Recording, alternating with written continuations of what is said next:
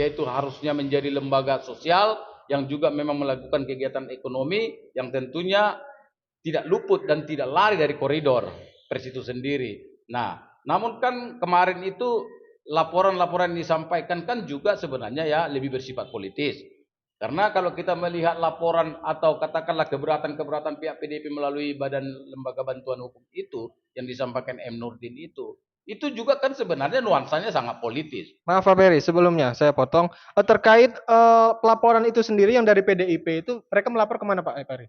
Ke Dewan Pers atau ke kepolisian Pak Ferry? Sejauh yang kita tahu bahwa lembaga hukum dari PDIP melaporkan perihal ini kepada pihak Dewan Pers. Loh, sekarang begini Pak Ferry, yang menjadi problem sekarang ini dilaporkan kepada Dewan Pers. Ya. Kita sama-sama tahu, rakyat Indonesia sama-sama tahu bahwasannya media Pak Surya Paloh ini, mohon maaf, dari tahun 2014-2019 itu memang mengusung Pak Jokowi begitu Ya. kan Pak? Nah, jadi sekarang mungkin ada problem di antara mereka, kemudian pecah. Nah, Ya. jadi pecah seperti itu. Intinya begini Pak, Dewan Pers mengetahui kenapa Dewan Pers tidak pernah melakukan tindakan terhadap pers atau perusahaan pers, perusahaan media yang melakukan hal itu. Itu kan sudah mencoreng netralitas. Gitu ya, betul sekali, netralitas ini. Kenapa Dewan Pers tidak menyoroti dari lama? Kenapa harus menunggu adanya laporan baru dia sibuk-sibuk? Bagaimana? Jadi kan begini, justru posisi Dewan Pers ini kan sekarang ini kan memang sedang kita ragukan dalam melaksanakan tugas dan perannya sesuai dengan semangat Undang-Undang Pers pada pasal 15 itu dari poin A sampai poin E itu. Kenapa? Karena memang seringkali hal-hal yang tidak substansi tapi dipersoalkan, tapi hal yang substansif tidak dipersoalkan. Nah, ini larinya lagi-lagi soal adanya kartel-kartel ekonomi di dunia pers yang memang memiliki power yang sangat kuat sehingga Dewan Pers pun kadang-kadang ya agak sedikit silau dengan fakta ini sehingga mengambil sebuah tindakan yang harusnya bisa dia lakukan sesuai kesewenangan dia tidak dilakukan. Faktanya kalau kita bicara ketidaknetralan daripada sebuah media di Indonesia ini bukan dimulai daripada medianya Pak Surya Paloh tanggal 10 Januari 2023 waktu memberitakan soal hari ulang tahunnya Ibu Megawati. Bukan dari situ dimulai soal ketidaknetralannya media-media di Indonesia. Ya, seharusnya? Iya, ketidaknetralan media ini sudah dimulai bahkan jauh sebelum itu.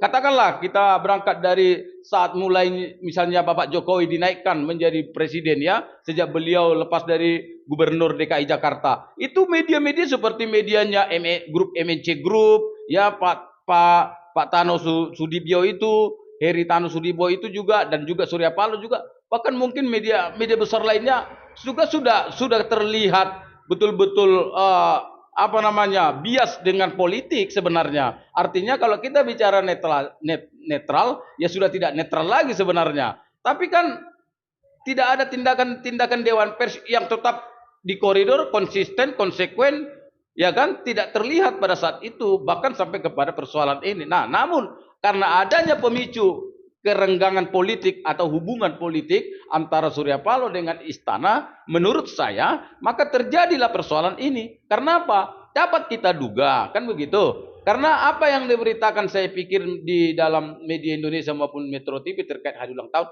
tidaklah sesuatu hal-hal yang menyimpang sekali lah kalau kita bisa dibilang melanggar kode etik, atau tidaklah terlihat seperti memang nyata bahwa tendensiusnya terlihat aromanya kental juga tidak. Kami kan kalau orang kemudian mengartikan pemberitaan itu kepada keberatan yang mereka rasakan dan kerugian material dan non material misalnya begitu, itu kan hak semua orang. Tapi toh kan media atau pers ini sebenarnya kan sudah diberikan kemerdekaan, kebebasan di dalam berekspresi. Sepanjang apa yang disampaikan ke publik itu adalah substansifnya benar-benar terjadi peristiwanya, tidak opini yang kosong kemudian dikembangkan. Nah, ini baru bisa kita kategorikan sebagai berita hoaks yang kemudian berdampak masif kepada satu partai. Nah, ini memang betul-betul ini nampak delik hukumnya gitu loh. Tapi apa yang diberitakan, saya bukan membela Pak Surya Paloh di sini atau membela Metro TV dan media Indonesia, sama sekali bukan. Tapi kita kan berbicara ini harus proporsional. Yang kita tahu bahwa pemberitaan itu kan tidak dulu lebih parah lagi saat-saat waktu Anda tadi mengatakan bahwa waktu saat Surya Paloh masih satu barisan dengan Ibu Megawati mendukung Pak Jokowi untuk melenggang ke istana, tidak pernah diprotes hal-hal yang demikian. Karena mereka memang masih satu komitmen, masih sepaham, masih satu barisan kan. Nah ini kan kentara sekali ini soal politiknya. Jadi sebenarnya Surya Paloh pun di dalam hal ini juga sejak lama sudah berpolitik praktis sebagai orang pers.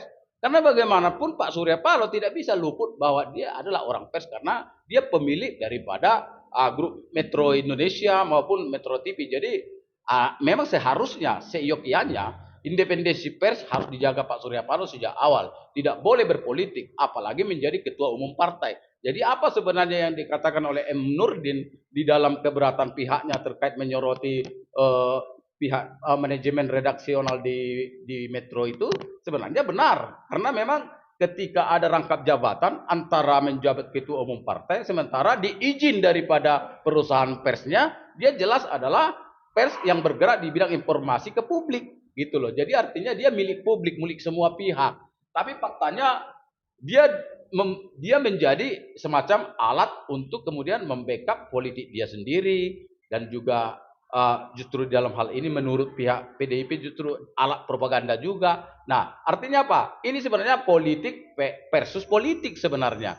Nah, sekarang kita kalaulah mau bicara konteks